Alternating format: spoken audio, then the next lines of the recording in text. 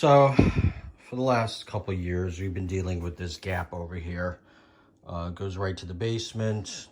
It needs to be fixed because when I put a floor and extend the floor over, I can't have a gap there. Plus it lets cold air in from the basement.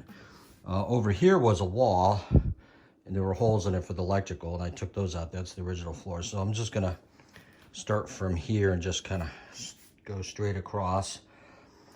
These 2x6s, 2x10s don't reach all the way across, so I'm gonna put some 2x4s and screw them in to kind of bridge that gap as much as possible, and then cut some plywood up and fix this hole up so there's not a gap there. Here's the final product. Of course, the two floors are different heights, so I spent a fair amount of time shaving down joist parts. I don't know if you can see here, but there's a gap there of about a 1/4 inch. So that'll be fun to deal with when the time comes to merge these two floors together. I stopped right here because there's only a 2-inch gap and nobody walks back there, so I just put that piece of wood there for now.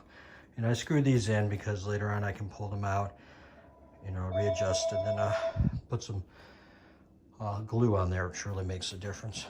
Okay, so I put the stained glass window in, but I want some backlighting on it to look pretty from the street at night. So the good thing is I got 4 sub panels in my house, and each one's 100 amp. This one's upstairs, and I had them put in this PVC pipe here that goes to the attic. So if I want to run anything up to the attic, I can. And when I stick my finger, I feel the cold, which tells me the idiots that installed this didn't put any goop on the top to prevent airflow, which is what I suspected. So once I get the new wire up there, and then been wondering why I had a blank circuit, and it didn't seem to do anything, probably because it's not connected to anything. And if you ever wonder why it costs thousands of dollars to rewire your house, those are why. Those are arc fault interceptors, and they're about $30 a piece. I have like 40 of them. In fact, some people put them in, and then when after they get inspected, they remove them because they can be a pain in the ass. You can do these in the outlets, but then you're always reaching for an outlet that may or may not be covered. So we got some wire. So I'm gonna go up to the attic. I'm gonna put an outlet in, and then I'm gonna run from that outlet all the way to the other outlet of the front of the house where the light will be, which is about 15 feet that way. So here we go. Well, maybe I'll even vacuum this out because it looks like ass. Of course, I can't get the wire up there. It gets stopped either right about here or it gets stopped near the top. It only has to go about 4 feet. So we're gonna use the snake hopefully, and then get this to the top, then we can wrap one of the wires around that and pull it back down. Arrgh. It's a straight shot. Now, that being said, I told them to leave the pipe empty so that I had plenty of room for expansion. Nope, can't do that. It's not like there's plenty of holes there and the walls were all down. Idiots. This is a mystery. So here's the end. This is a straight pipe. Yet, it gets caught on something that far up. So right there. Arrgh. Okay, well, that finally got through. So we got our little end up here. And she's got a little hook. And we got our cable. So we're gonna take our cable, bend her through there, and then give her a yank. See, it's not that far. Hopefully, should go straight down there. Now you just used a small piece that I had laying around. There's no sense. And my outlet, I think I'm gonna put right up about there on that rafter near that Christmas tree. I don't know why we have a Christmas tree in the attic. Okay, so that worked. So we're gonna bend the line all the way down to here. She's gonna make a right angle, come into here. For those of you that do electrical work, we'll put our ground over here, our neutral over here, and our hot down here, and flip that, she will have power. Of course, we could turn that off, but working with live power is a lot more exciting. And we'll try to remember to label on this, though it's pretty freaking obvious. It goes up there. outlet. She comes down here, ground goes into there. It's not really bent and pretty. And then the neutral goes here. Get over there. Yarr. Push back some of the wires, clean up the crap on the bottom, and then the hot goes there, which is off. So we'll put the top back on, label it, and then go up there. So we got her all wired up. So down there, you can see I added a bunch of material to keep airflow coming out. And the cable goes underneath the insulation, comes up the wall, comes over here, comes in that box. I like to use outlets as a junction box. Gives you an outlet, and it makes your junction. So then the next wire comes along there, goes along there. Ironically, I followed the original wire. Some of the attachments are still there. There's another one. My router used to sit right about there. No, my wireless. Then it comes down over to there, and then it goes off to the outlet yonder. And there was no damage to that outlet. It's a commercial outlet, so we reused it. So now all we have to do is button her up, put the plate on the outlet, and turn her on. See if we get light. I'll of course change that light. It's been a little abused. Well, it's Friday afternoon. Yesterday about 8:40 p.m. I got an alert that my network appliance, which is a big storage server, 60 terabytes of space, had no spares. And typically there's no spare hard drive when you use the spares because the hard drive failed. So after working with my friends in NetApp, they finally got the alert that I needed a new hard drive, and courier dropped it off 45 minutes later. And there she is. So we'll go upstairs and put her in as soon as I get through this labyrinth of security. Very, very, very impressive. Not. Okay, so we opened up the box and it has return shipping, pretty stickers. That's the actual disc. So we're gonna locate our NetApp. That must be it. Take off the cover. I told it to blink the failed disk. So that's that one. Okay, moving failed disk. Okay. Disk has been spinning for 4 years. This up. Lock the disk in. And close. And all we have to do is make sure it initializes and then pop that back in the box and send it off to UPS. So we're back in the attic. Above the toilet, there's no light, so if you want to read, you can't see anything. So I tried to measure off of the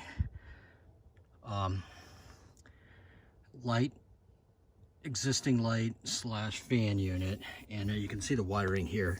Gosh, electricians did a great job of buttoning that up and securing it. Yeah, there we go. That holds it down. So I made a hole where I wanted it. Unfortunately, I ran into this 2x8 or 2x8. So I made a hole kind of where I want it, and put this nice little rod through so I could see actually a clothes hanger. A clothes hanger. That'd be the cat downstairs freaking out. So it looks like our hole is 1 inch away, so I gotta move it back over. I need a 4.5 inch hole, so it needs to be right about here. It's still kind of where I wanted it. So the next problem is there's 2 wires. One wire runs the fan, the other wire runs the light. Well, I want it to be switched on the light. So I've turned the fan on using this amp meter, and you can't quite see it. There we go. Blind ourselves. This wire seems to have 0.3 amps going through it, and this wire seems to have 0.3 wires going through it there too. Well, that was very conducive. Oh, there. They both have.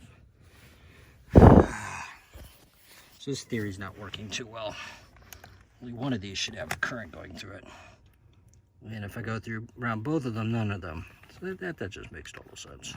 That's, yeah.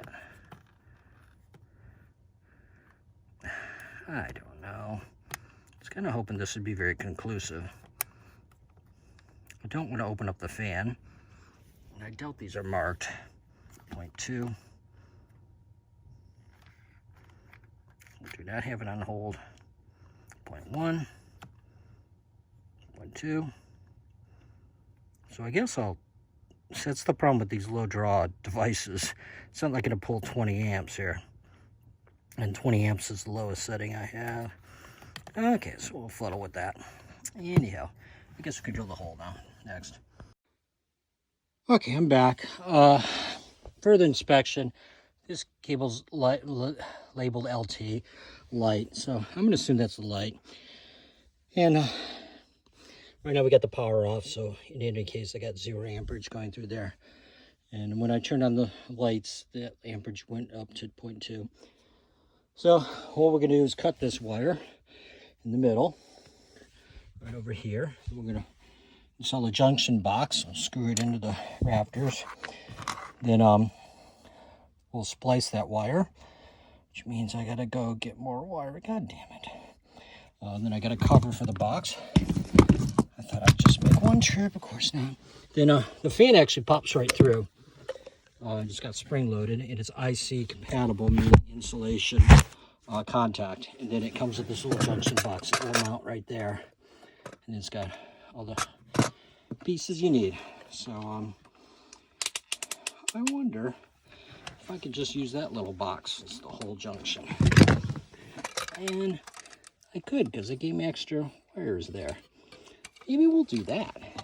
That'd be easier. All I need to do is punch a hole through here, which it has that punch out for, and a punch hole there. And I put my little clamp on.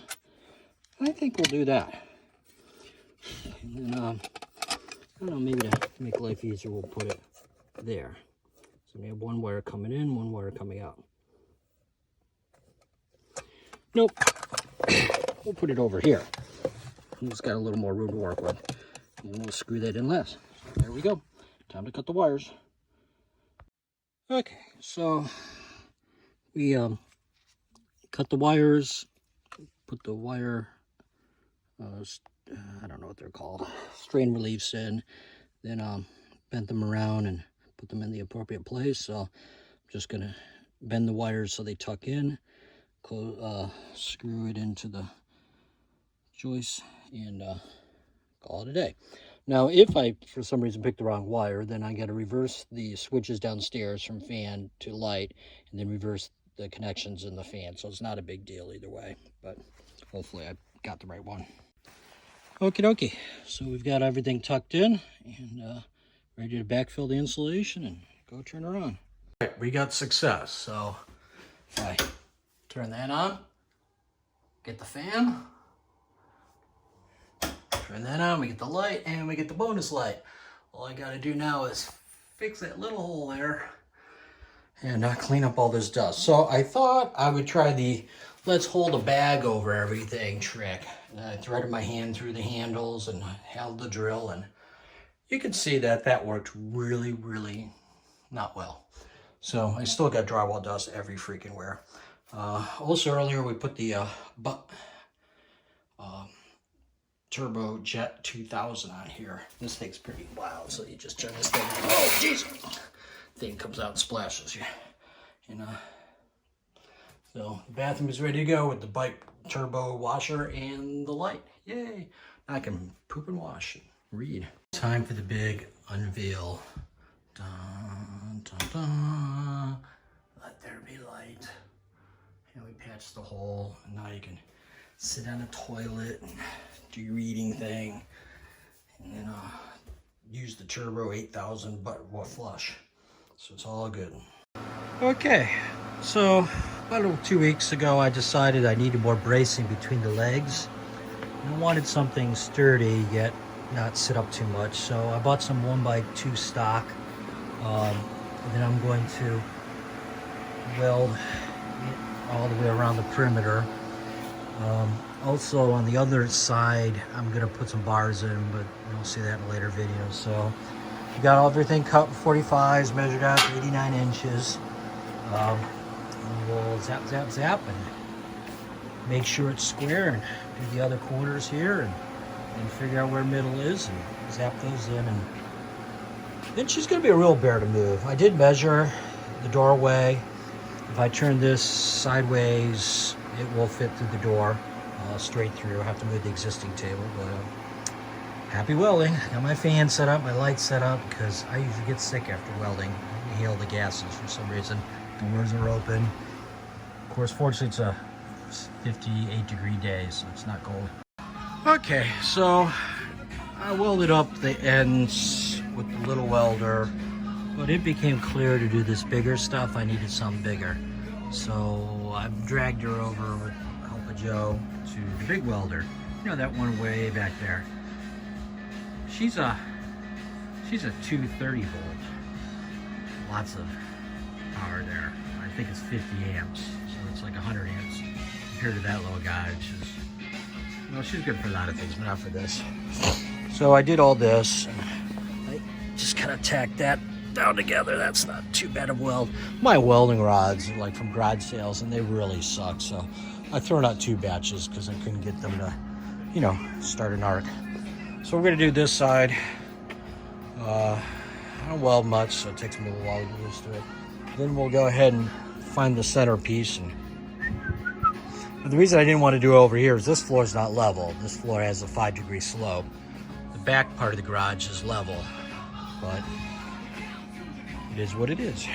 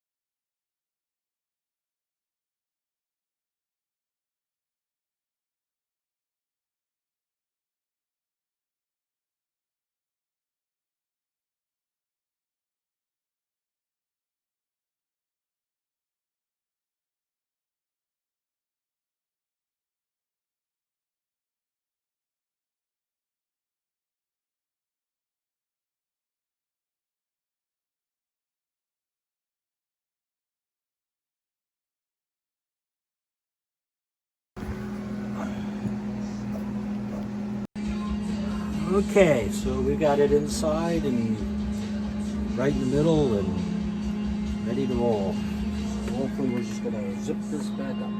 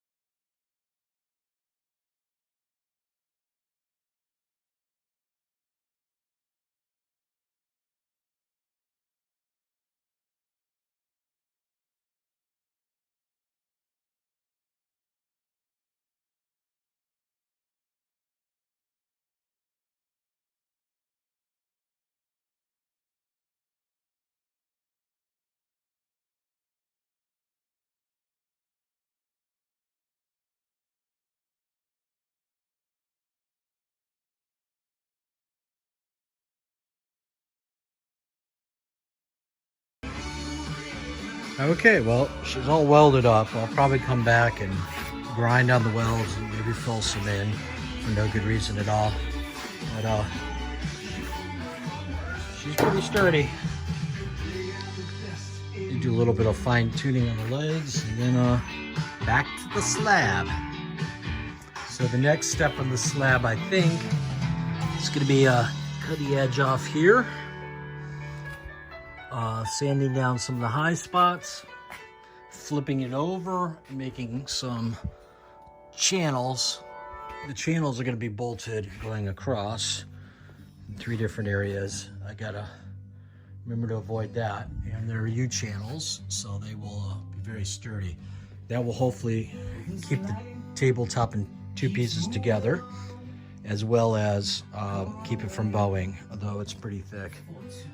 Then once I got that routed out, good to go, then figure out how to do the final epoxy pour. But it's gonna kind of look like that. And that. And that.